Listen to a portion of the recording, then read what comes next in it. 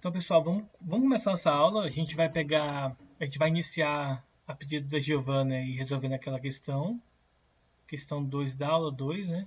É de velocidade média, se não me engano, né? Isso. Deixa eu tirar o print dela aqui para a gente discutir. É a do motociclista, né? É isso? Não, peraí. Pulei a aula. Peraí, vou voltar. Aula 2.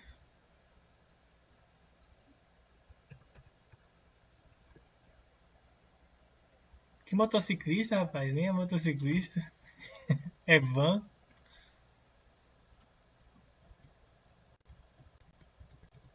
Então, já copiei e colei ela aqui. Eu vou tirar aqui a resposta para vocês não verem, né? Só o resultado que vocês vão ver.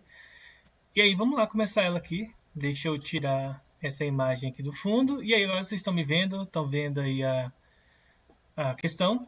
E essa questão ela fala o seguinte, ó, 7 crianças saíram em uma van para visitar as obras de um estádio da Copa do Mundo 2014, que era distante 20 quilômetros de suas casas.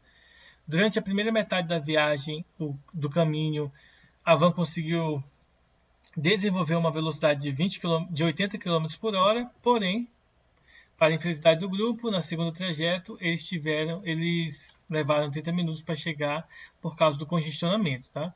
Portanto, podemos concluir que a velocidade média do percurso todo foi quanto? Então, a gente quer a velocidade média total do percurso, enquanto que ele dá alguns dados para a gente. A gente tem que entender que essa questão é dividida em duas metades. Tá? Vamos cortar aqui e vamos pensar no seguinte. Nos 10 primeiros quilômetros, tá? Eles andaram a uma velocidade de 80 km por hora e nos 10 quilômetros finais eles demoraram 30 minutos, tá?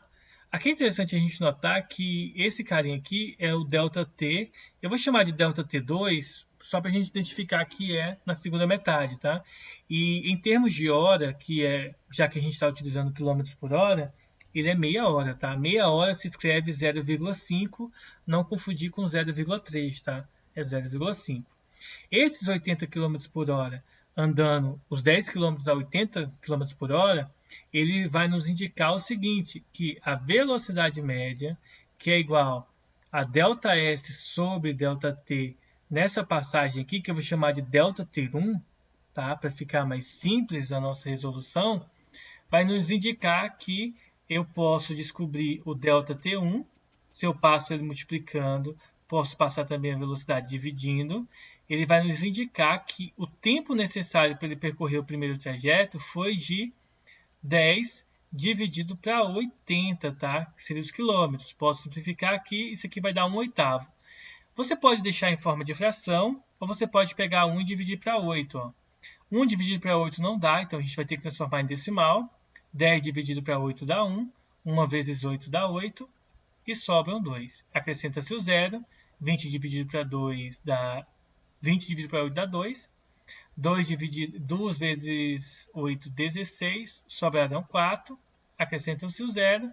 E vai dar 5 aqui, tá? Ou seja, 0,25 você multiplica e aí não vai sobrar nada. Pronto. Então a gente sabe que demorou 0,125 horas de tempo para ele fazer o primeiro trajeto, tá? No segundo trajeto foi meia hora. Aí a pergunta seria o seguinte, como que a gente faz para descobrir a velocidade média? É bem simples, ó. A gente já sabe o tempo, tá? Aí a velocidade média é só você usar ΔS sobre ΔT. A distância total é 20 km e o tempo total são as meia horas do segundo trajeto e as 0,125 do segundo trajeto, ou seja, 20 dividido para 0,625. A gente pode multiplicar por 1000 aqui para poder, em cima e embaixo, para poder excluir aí o número decimal, e aí nós teremos 20.000 dividido por 625, tá? A gente pode simplificar, usar vários recursos diferentes da matemática. Como é uma questão que eu passei para casa, e aí vocês teriam mais tempo de fazer ela em casa, aí vocês poderiam fazer ela na mão, tá? Eu só vou resolver ela aqui direto, aqui, ó, dividir os 20.000 por 625, só para ser mais rápido e mais preciso. O resultado final vai dar 32 km por hora, tá? Então eu volto aqui e aí eu sei que a velocidade média vai ser 32 quilômetros por hora, tá bom? Que seria a alternativa A, tá? Deixa eu ver se está aparecendo para vocês, tá? Vocês estão vendo aí. Então, é assim que faria a questão, tá, Giovana? Alguma dúvida? Não, obrigada, Kenny. Nada. Então, qualquer coisa vocês mandem aí mensagem, toquem aí na mãozinha aí que eu volto aqui para estar esclarecendo as dúvidas de vocês. Caso vocês não estejam vendo a imagem inteira, solicito que novamente, tá, gente? Coloquem aí a minha tela como tela principal, que aí vocês vão conseguir enxergar numa boa, tá bom? Aí eu quero solicitar aí que Rafael, Bárbara e a Cauane deixem suas câmeras ligadas, tá bom? Eu estou de olho em vocês aí, se vocês estão mesmo acompanhando, tá? Mais alguma dúvida em relação às questões que eu passei ontem?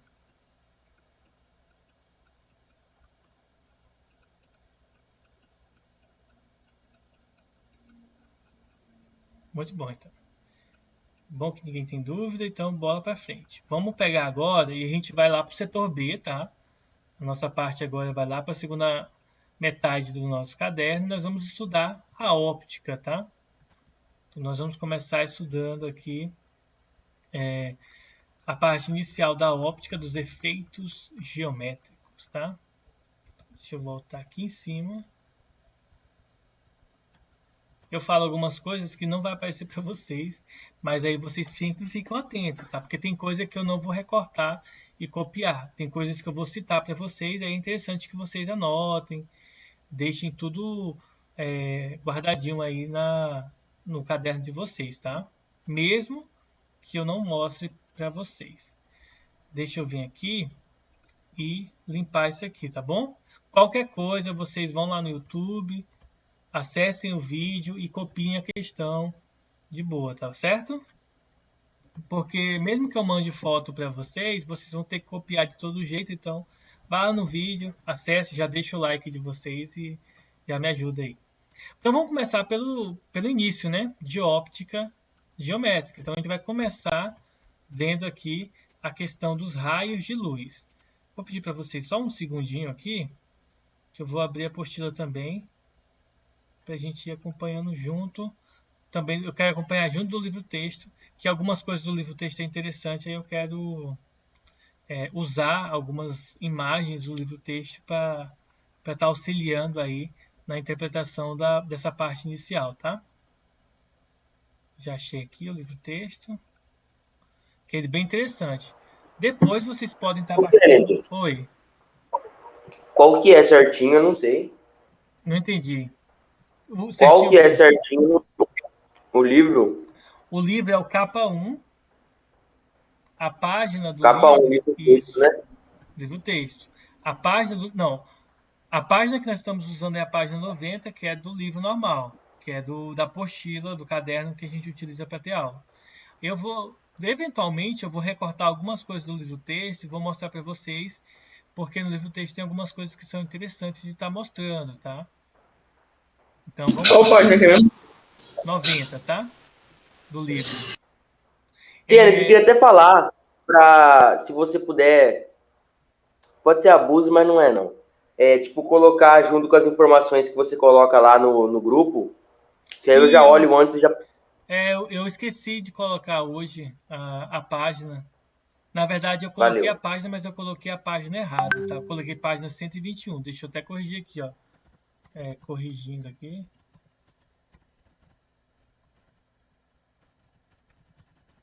É a página 90 da apostila, tá? Só corrigindo aqui.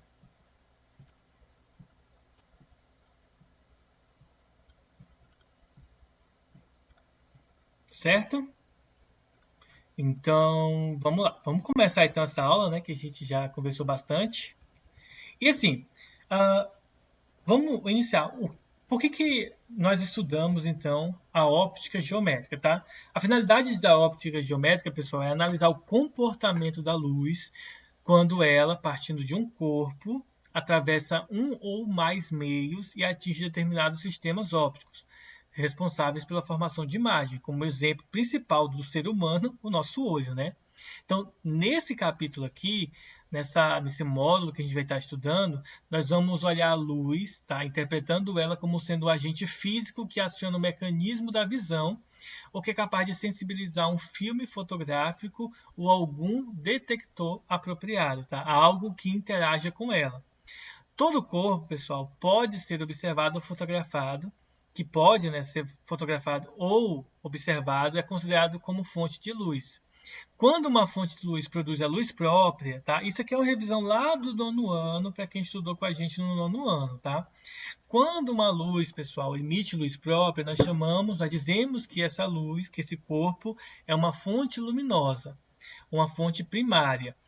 Quando essa fonte apenas emite uma parte da luz que recebeu de um outro corpo, como por exemplo a Lua recebe a luz do Sol e reflete ela para a gente, nós classificamos a Lua, por exemplo, como uma fonte secundária, tá?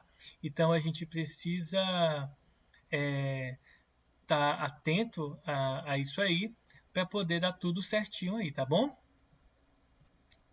Então lembre-se, primeiro, corpos que emitem luz próprias, fonte primária, aqueles que refletem a luz, fonte secundária. Então, uma vela acesa, uma lâmpada acesa, são exemplos de fontes primárias, enquanto que um espelho que reflete a luz da lâmpada, a água, a superfície da água que reflete a luz do sol, são exemplos de fontes secundárias, tá? A luz que parte de uma fonte, ela deve se propagar através de um meio para o nosso estudo, nós vamos levar em consideração, tá, meios que são transparentes e homogêneos. Exemplo, o ar ou vácuo, tá? Por princípio, nesses meios a luz vai se propagar em linha reta, tá bom? Após atravessar um meio, a luz pode atingir algum sistema óptico, como uma lente, espelho ou olho de uma pessoa. Então, essas considerações iniciais são importantes para na hora da gente fazer análise, a gente não precisar toda hora ficar relembrando, gente, nessa questão o meio considerado vai ser um meio homogêneo e tal, e tal, e tal. Não. Então, a gente já vai levar tudo isso que eu acabei de citar para vocês em consideração. Como primeiro ponto que vocês podem estar vendo aí, eu coloquei a representação, tá, dos feixes de luz. Por simplicidade, nós vamos considerar que os feixes de luz vão ser representados por uma reta, tá, com uma seta indicando o seu sentido, tá bom? A reta indica a sua direção e a seta indica seu sentido, tá bom? Então, para ficar mais simples na nossa visualização. Por quê? Porque, em geral, pessoal, eu vou mostrar uma imagem aqui, tá, do livro texto. Porque, em geral, o que acontece? A luz, quando você está observando num determinado ambiente, como vocês vão ver nessa imagem aqui, ó, vocês vão observar que ela segue um padrão bonitinho, tá? Então, nesse caso aqui, ao invés de a gente representar toda a luz que passa por aqui, a gente vai simplesmente representar alguns feixes de luz que simbolizariam para a gente, ou melhor, que simbolizam para a gente, tá? O formato e o caminho que essa luz está percorrendo, tá? Que é nesse caso aqui pintado com setas amarelas, como vocês podem ver aí na imagem, para facilitar a nossa vida, tá bom? Bom, um detalhe importante é que um conjunto de raios de luz provenientes de um único ponto de fonte de luz forma um feixe, tá? Ou um pincel de luz. Esses feixes luminosos são classificados segundo seus formatos geométricos. Há 3 feixes luminosos que a gente vai considerar, tá? Nós temos o feixe paralelo ou cilíndrico, nós temos o divergente e o convergente, que é muito importante. Principalmente o convergente e o divergente, que nós vamos estar estudando no futuro, na hora de estudarmos lentes e espelhos, tá? Principalmente os esféricos. Eu vou mostrar aqui uma imagem para vocês, ó, aqui embaixo, aqui ao lado, que mostra para a gente aqui mais ou menos o funcionamento desses feixes. Ó. Nós temos aqui um feixe divergente, a fonte emite a luz e os feixes se espalham, um para cada direção. E nós temos aqui um feixe convergente. Eles convergem, depois que ele parte aqui, passa na lente, a gente vai estudar esse efeito da refração, tá? Ele vai convergir para um único ponto, que é o vértice dos feixes se tocando, tá bom? Depois que eles se cruzam, aí se tornam feixes divergentes novamente, tá? Então, esse aqui é interessante para a gente estar lembrando na hora de fazer alguns exercícios. Alguma dúvida até aí, pessoal? Show de bola, todo mundo 10, ninguém com dúvida. Continuando aqui, o próximo ponto que a gente vai ver é um experimento que a gente chama de câmara escura, que é uma das aplicações da propagação retilínea da luz. Essa câmera escura é interessante que eu fiz até um experimento com os meninos 2 anos atrás, né, porque ano passado a gente não teve aula em sala, mas a gente fez esse experimento aqui, foi bem interessante, por eles constatarem na sala de aula a inversão da imagem. Tá? A câmera escura, pessoal, ela é uma determinada caixa em que o intuito dela é a gente entender como se dá a formação da imagem, tá? Deixa eu só bloquear aqui, desativar o som do WhatsApp que está fazendo barulho aqui. E aí o que acontece, né, nesse experimento? Quando o feixe de luz atravessa, que bate no objeto, atravessa a parede da câmara escura, há uma inversão dos seus raios, tá? E quando isso ocorre, o objeto dentro da câmara escura, ele aparecerá, tá, gente, de cabeça para baixo, tá? Então ele faz uma inversão da imagem projetada no interior da câmara escura, tá? Existe uma relação matemática para isso, tá? Que é essa que vocês estão vendo aqui embaixo, ó, essa aqui, que diz que a altura menor sobre a altura maior é igual à distância menor, que seria o comprimento da câmara, sobre a distância maior. Só que essa relação matemática pode ser escrita de diversas maneiras, tá? Eu posso escrever os dois maiores em cima, tá bom? E os dois menores embaixo. Eu posso escrever os dois menores numa fração e os dois maiores da outra, tá? Mas observe que sempre vai existir uma correlação, ó. Ó, esses dois aqui sempre tem que ter essa correlação. Eu não posso colocar, por exemplo, o Hzão com o Dzão, o Hzão com o Dzinho, tá? Eu não posso inverter a ordem aqui, ó. Não pode estar relacionado na diagonal, tá? O maior e o menor não pode estar relacionado na diagonal, senão a gente acaba errando a questão, tá? Bom, um efeito que é observável, tá? Não na câmara escura, mas agora em ambientes em que alguns corpos que não são transparentes bloqueiam a luz, esses efeitos, essa coisa observável, esse fenômeno observável, efeito, né? Eu estou falando errado. Esse fenômeno observado quando você tem um objeto que tampa a passagem de luz, que é chamado de sombra e penumbra, tá? Que são dois efeitos diferentes. Aqui nós temos as sombras e as penumbras, como vocês podem ver na imagem, tá?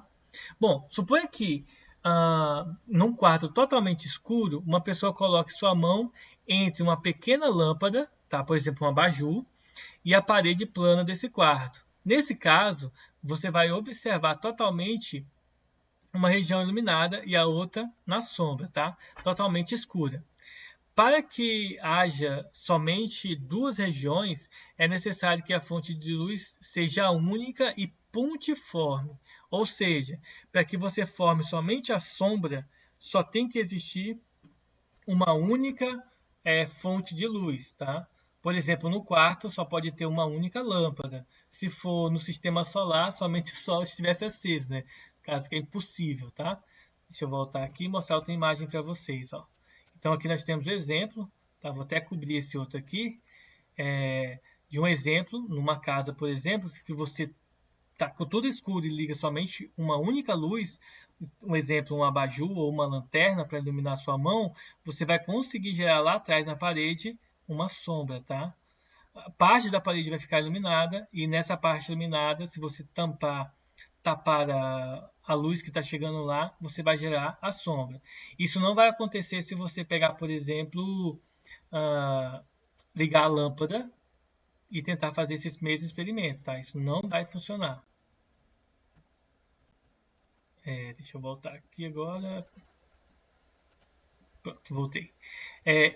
No caso de a fonte ser uma fonte extensa, dependendo da posição relativa entre a fonte e o obstáculo, pode aparecer uma outra região que não é tão iluminada, mas também não é tão escura, que nós denominamos a penumbra, tá? Que seria essa região aqui. Não sei se vocês já notaram que muitas vezes quando vocês estão sentados em algum lugar ou andando, caminhando em algum lugar, vocês devem ter reparado que formam 2, 3 ou mais sombras de vocês. Uma mais forte e as outras mais fracas, tá? Essas sombras mais fracas é o que nós chamamos de penumbra, tá? Esse daqui, essa parte aqui, ó, essa região é a penumbra, enquanto que essa região aqui é a região da sombra, tá bom? Alguma dúvida em relação à sombra e à penumbra?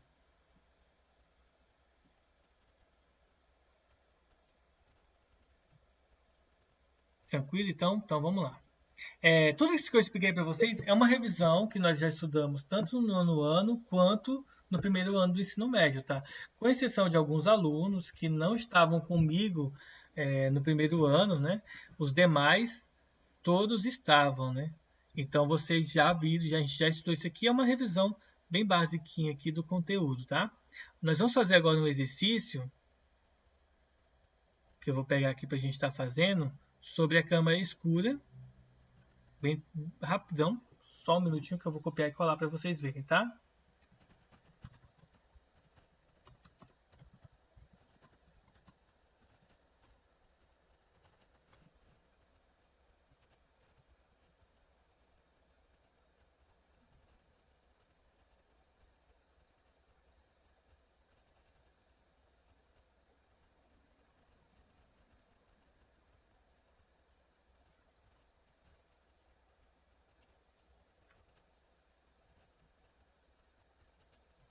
Então vamos lá.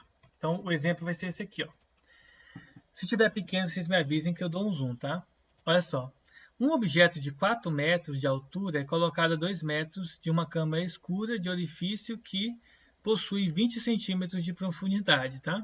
A pergunta é, qual é o tamanho da imagem formada no fundo da câmara escura? Bom, aqui é interessante a gente talvez visualizar, tá? Então imagina que isso aqui... Vou fazer um objeto qualquer, vou fazer aqui uma seta, tá? Vamos imaginar que esse aqui é a seta, tá bom? E vamos imaginar que isso aqui seja a câmara escura e que a seta vai ser projetada aqui dentro. Só para a gente imaginar mais ou menos como que é. A questão diz que o objeto tem 4 metros de altura. Então aqui tem 4 metros. Ele é colocado a 2 metros da câmara escura. Então a distância maior aqui é 2 metros. E a altura maior é 4. Já dentro da câmara, nós vamos ter ela com 20 centímetros de profundidade, ou seja, o Dzinho é 0,20 metros, né? 20 centímetros. E a gente quer saber a altura x, né? Ou, usando as notações, né, as variáveis que são dadas para a gente, o hzinho. Aí é só usar a fórmula. Hzinho sobre hzão é igual a Dzinho sobre Dzão. Substituímos valores. O valor do hzão é 4, o valor do Dzinho é 0,20 e o valor do Dzão é 2. Aí é só multiplicar cruzado. 2h é igual a 0,8, né? 0,80.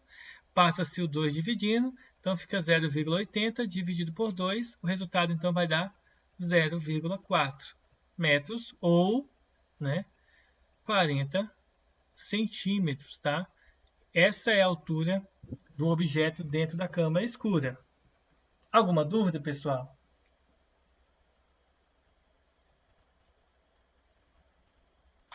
Viram como é fácil? Certo? Ó, agora eu vou... Deixa eu tirar um print aqui da chamada, né, para fazer chamada. Tirei o print. Vou estar encerrando aqui a gravação e vou estar passando para vocês um exercício na plataforma agora, como tarefa para a sala agora, para fazer agora. E vou passar também para vocês, eu já passei no início da aula, a tarefa de casa, que é o plural, tá? Aula dada, aula estudada, tá bom? Vão fazendo para não deixar acumular, igual a gente combinou no ano passado, tá?